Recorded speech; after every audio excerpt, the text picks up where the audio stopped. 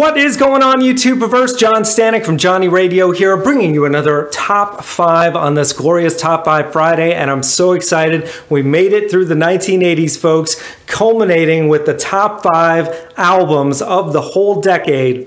The 1980s, really hard to whittle down, but I think I did it. So let's get right to it. My personal Top 5 at number 5.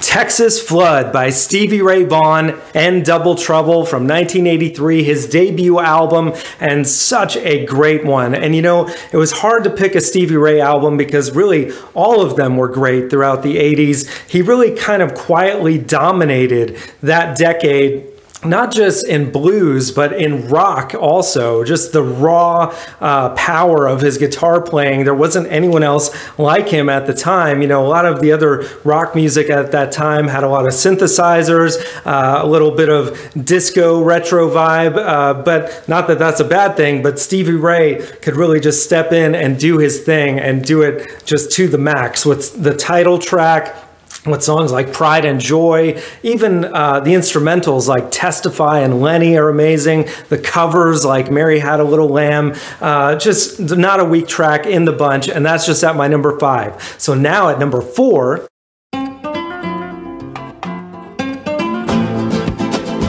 Gypsy Kings, the self-titled album from the Gypsy Kings. Such an amazing album from this band, all the way from Spain, who really bring like the classic flamenco Spanish style to a contemporary sound on this album. I mean, the guitar playing is top-notch. The singing is top-notch. It almost reads like a greatest hits album of some of their greatest songs, like Joe B, Joe Ba, you got Bem Bem Maria, you got A Mi Manera, of course the big hit Bamboleo, just makes you want to dance throughout the whole album and sing along, and makes you feel like you're in Spain. And it's just, if you haven't heard of them, please go and listen to this immediately because it is amazing. So now at number 3,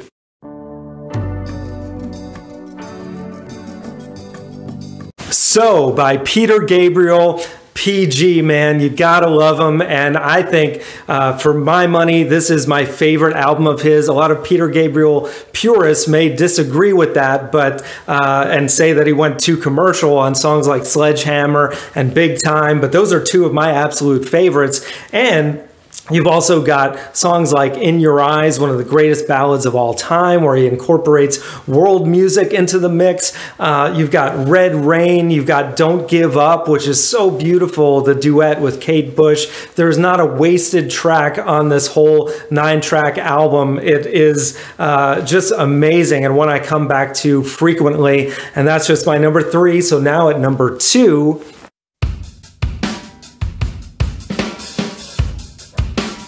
Joshua Tree by U2. You knew I was going to have this on the list somewhere, and yeah, it's got to be high up, man. I mean, come on, just the first 3 tracks, Where the Streets Have No Name, I Still Haven't Found What I'm Looking For, With or Without You. It's like, oh my God, man, 3 of the greatest songs in rock history, and then it keeps going from there. Bullet the Blue Sky, Running to Stand Still. I can go on and on.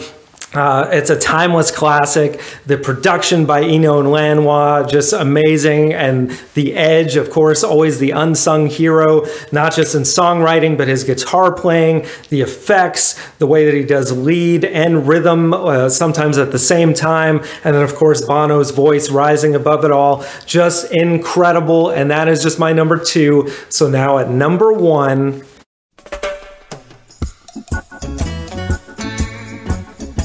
Legend by Bob Marley. And I know I'm breaking a rule here. This is a greatest hits compilation album that was released in 1984, even though most of these songs were written and recorded in the 70s. Hey, I know I'm breaking the rule and I'm being honest about it, but I think this album is truly an exception to that rule, because as a greatest hits album, this is the best compilation of all time.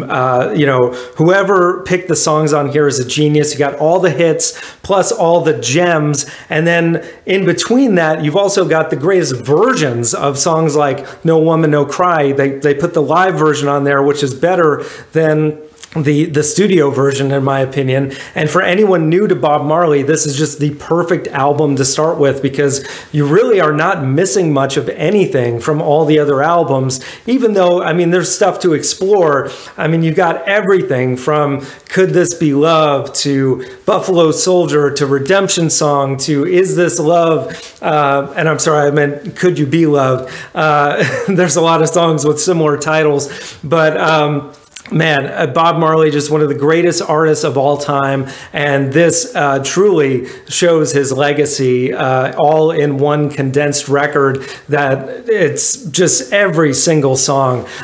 Waiting in Vain, Stir It Up, Three Little Birds, every single song is a classic. So that is my top 5, guys. Let me know in the comments below what you think. What would your top 5 be? It's really hard to just pick 5, man, because I mean, I had to leave Thriller off the list. The Blues Brothers soundtrack. I didn't get anything from The Police in there, so really hard to get it down by decade, but that is my top 5, guys. So be on the lookout. We got top 5s every Friday, album reviews, top 100s now, and so much more. Thank you for watching, and as always, Viva La Vinyl. So guys, thanks so much for watching. Please like, subscribe, and be sure to ring the bell for notifications so you can always see great quality content like you're seeing on the screen right now. Thank you so much for supporting Johnny Radio, and I'll see you soon.